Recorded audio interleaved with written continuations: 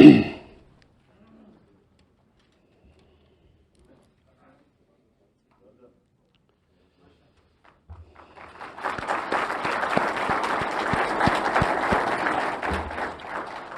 اللہ الرحمن الرحیم ایاک نعبد و ایاک نستعین۔ میں آج مجھے ایک طرح خوشی ہے اس افسوسناک واقعہ کے بعد کہ ایک ایسا انسان جس نے ہم سب کو، ہمیں فخر ہوا اس کو دیکھ کے، جس طرح اس نے پوری کوشش کی ایک جان بچانے کے لیے۔ پہلے تو میں یہ عدنان آپ کو یہ کہہ دوں کہ دیکھیں، ملک میں بہت ضرورت ہوتی ہے رول ماڈلز کے لیے، کیونکہ رول ماڈل کا مطلب ہوتا ہے کہ لوگ پھر ان کو فالو کرتے ہیں۔ جب آپ کی وہ، ہم نے دیکھا وہ اس افسوسناک اور شرمناک واقعے پہ کہ جس طرح آپ نے کوشش کی اس کی جان بچانے کے لیے، تو یہ سارے جو بھی لوگ دیکھ رہے تھے، جنہوں نے بھی سنا، سب کو ایک احساس ہوا کہ ہاں ایک انسان ہے جو رائے حق پہ کھڑا ہے۔ ایک انگریزی کا فریز ہے کہ one moral man is an army. جو اخلاقی قوت ہوتی ہے وہ جسمانی قوت سے بہت زیادہ طاقتور ہوتی ہے۔ تو انشاءاللہ مجھے یہ امید ہے کہ یہ آپ کو ہمارے جو یوتھ ہے وہ آپ کو دیکھے گی اور انشاءاللہ یاد کرے گی کہ ایک ایسا بھی آدمی تھا جس نے حیوانوں کے سامنے کھڑا ہوا، کہ ایک انسان تھا جو حیوانوں کے سامنے کھڑا ہوا۔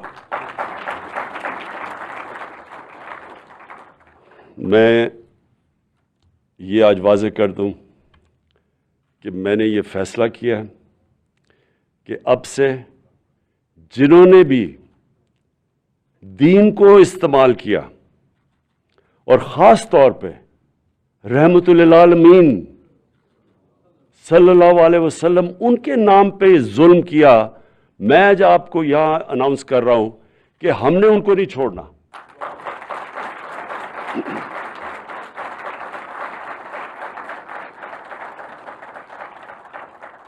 ایک وہ انسان جس کو اللہ نے خطاب دیا رحمت للعالمین، رحمت للمسلمین نہیں، مسلمانوں کے لیے نہیں، وہ رحمت صرف بن کے آئے تھے، انسانوں کے لیے رحمت بن کے آئے تھے۔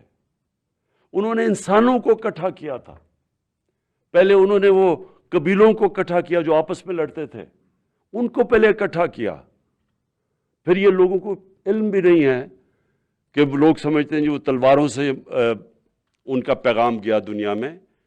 10 سال کے اندر صرف 10 سال میں صرف 1400 لوگ مرے تھے ٹوٹل، جبکہ وہ سارے عرب کے اوپر چھا گئے تھے۔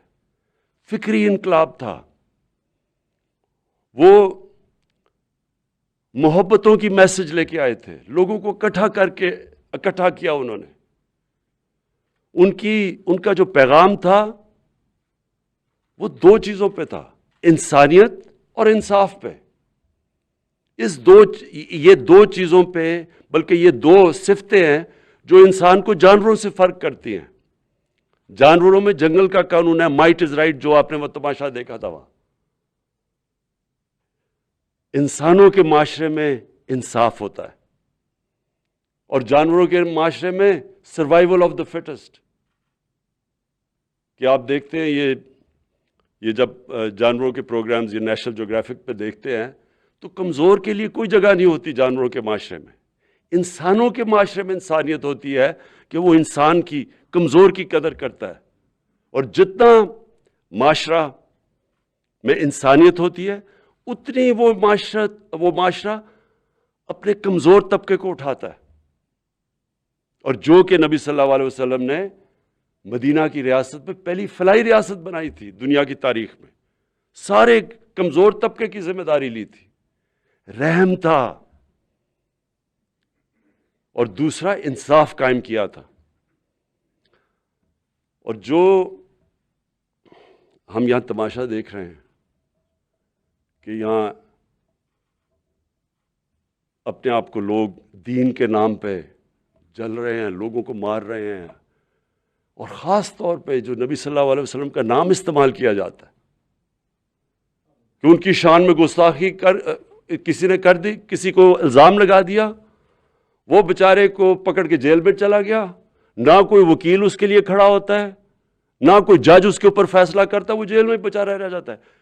یہ دنیا کی کسی بھی انسانی معاشرے میں یہ کیسے ہو سکتا ہے؟ یہ کون سا انصاف ہے کہ آپ نے الزام لگایا اور آپ نے یہ الزام لگایا، آپ نے جج ہی بن گئے اور آپ نے اسے قتل کر دیا؟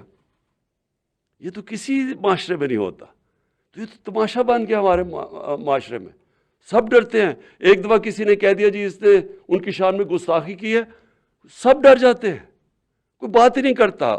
وہ سب سے بڑی بات، وکیل ہی سامنے نہیں آتا، اور ججز نے، ہمیں پتہ ہے کہ ججز نے کہا نہیں جی ہم یہ کیس ہی نہیں سنتے، تو اسے کون ڈیفینڈ کرے گا؟ تو یہ جس طرح ایک بڑا خوفناک واقعہ ہوا تھا آرمی پبلک اسکول میں، جب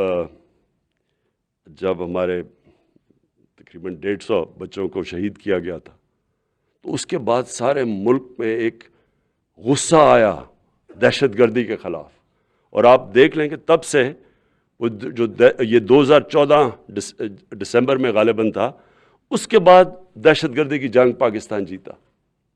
اس سے پہلے اس طرح کا ملک اکٹھا نہیں تھا اس کے پیچھے۔ میں سمجھتا ہوں آج سارا پاکستان نے جو تماشا دیکھا ہے، سارا پاکستان آج یہ فیصلہ کر بیٹھا ہے کہ ہم نے اب اس طرح کے واقعہ اس ملک میں نہیں ہونے دینے۔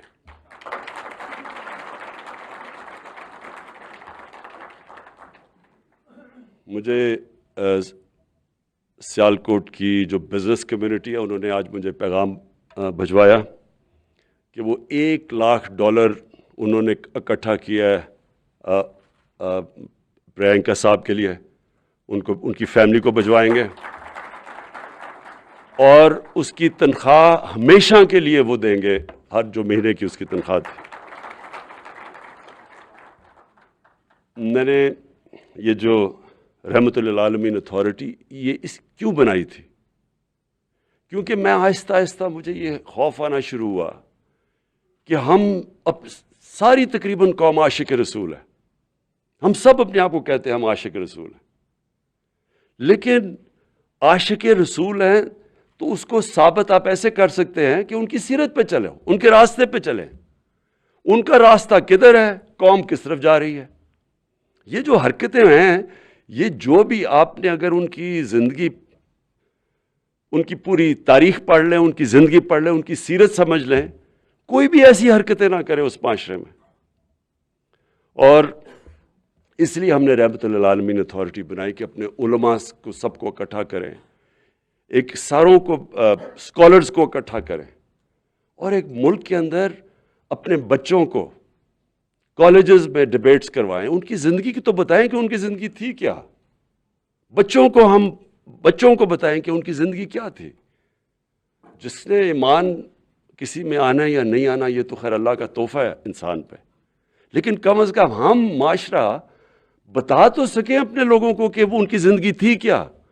وہ جو دنیا کے سب سے عظیم شخص، جس کو چاہے مسلمان آپ ہیں یا نہیں ہیں، ان کو 100 گریٹسٹ مین میں ان کو سب سے عظیم انسان جو مسلمان بھی نہیں ہے، اس نے جو کتاب لکھی نمبر 1 جو دنیا کا گریٹسٹ مین اچیومنٹس میں، وہ ہمارے نبی صلی اللہ علیہ وسلم ہے۔ تو ہم ان کی زندگی تو بتائیں اپنے بچوں کو کہ کیا وجہ تھی، وہ اللہ نے ان کو اپنا حبیب کہا تھا قرآن میں، کیا وجہ تھی کہ اللہ نے سب انسانوں کے لیے ان کو کہا تھا کہ یہ رحمت بن کے آئے ہیں۔ تو وہ اسٹڈی تو کریں اس کو، اور وہ جب ہم کریں گے تو یہ جو نفرتیں پھیلاتے ہیں، ہم اپنے تقسیم کرتے ہیں لوگوں کو، وہ فلانا کافر ہے، وہ اس کے اوپر فتوے لگا دیتے ہیں۔ ایک صحابہ جنگ کے دوران وہ جب ایک کافر کو مارنے لگے، جب جنگ یعنی لڑائی ہو رہی، تو جب مارنے لگے تو اس نے لا الہ الا محمد رسول اللہ کہہ دیا، تو انہوں نے پھر بھی اس کو مار دیا۔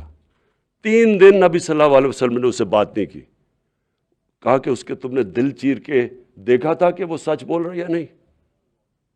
یعنی یہ تو انسان کو انہوں نے دیا ہی نہیں ہے کہ ہم فیصلہ کر دیں جی فلانا کافر ہے فلانا کافر ہے. اور اس لیے ہماری تعلیم بہت ضروری ہے. میں جتنا بھی سوچتا ہوں اب اس ملک کی اخلاقیات اٹھانے میں، لوگوں کو یونائٹ کرنے میں، اور یونائٹ کا مطلب پھر سب انسانوں کو یونائٹ کرنے میں، یہ بہت ضروری ہے کہ ہم صحیح معنی میں ہم یہ ملک، ہمارا واحد ملک تھا جو بنا تھا اسلام کے نام پہ، یہ واحد ملک تھا جس کا نعرہ تھا لا الہ الا اللہ محمد رسول اللہ، یہ اس لیے ملک بنا تھا. اور مجھے افسوس سے کہنا پڑتا ہے کہ اس طرح کی جو حرکتیں ہوئی ہیں، ساری دنیا سے مجھے پیغام آتا ہے. جو ہمارے پاکستانی باہر بیٹھے ہوئے تھے، جو اس ملک کا سب سے بڑا اثاثہ ہے، 90 لاکھ پاکستانی باہر بیٹھے، اتنے مجھے میسیجز آئیں کہ وہ اتنے شرمندہ تھے اس سے، کسی کو منہ دکھانے کے قابل نہیں رہ گئے جب وہ دیکھا کہ یہ اسلام کے نام پہ ہو رہا ہے. جو باہر لوگ بیٹھے انہیں کیا پتہ اسلام کیا ہے؟ ان کو تو جب یہ حرکتیں دیکھتے ہیں تو وہ تو اسلام سے دور چلے جاتے ہیں. اور پھر پاکستان کو علیحدہ بدنامی اس سے ہمیں جو اٹھانی پڑی ہے. تو میں آج پھر سے ملک عدنان آپ کو اپنے ملک کی طرف سے خراج تحسین پیش کرتا ہوں.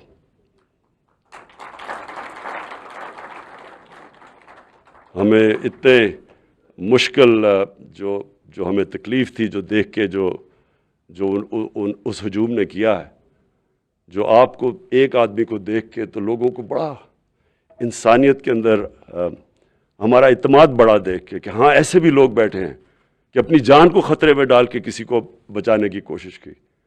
تو میں آپ کو انشاءاللہ تغمہ شجاعت بھی جب ہماری سیرمنی ہوگی 23 مارچ کو وہ بھی دلوائیں گے. اور میں چاہوں گا کہ ہم آپ کو لوگوں کو دکھائیں کہ ایسے بھی لوگ ہیں، ایسے بھی ہمارے پاکستانی ہیں. یہ ایسے جب یہ ملک کی بری پکچر پینٹ کرتے ہیں، اور میں نے دیکھا کہ ہندوستان میں اس کو بہت اٹھایا گیا، اور مجھے یہ بھی تکلیف ہے کیونکہ ہم جب ہندوستان میں دیکھتے ہیں جو کہ جب سے یہ بی جے پی کی حکومت آئی ہے، جو مسلمانوں سے وہ کرتے ہیں، وہاں ان کو اس طرح کی جو موب لنچنگ جسے کہتے ہیں، وہاں پکڑ کے سڑکوں پہ مار دیا کہ جی گائے کا گوشت کسی نے کھایا، کسی کو کسی وجہ سے مار دیا، ہمیں کتنی تکلیف ہوتی ہے دیکھ کے. تو جب یہ ہوتا ہے تو وہاں سے وہ ان کی ٹی وی کے اوپر بڑے پروگرام ہے کہ دیکھیں جی یہ بھی یہاں بھی ایسا ہی ہوتا ہے، یہاں ایسے نہیں ہوتا. اور ایسے انشاءاللہ میں آپ کو جب تک میں زندہ ہوں انشاءاللہ ایسے نہیں ہونے دیں گے آگے سے.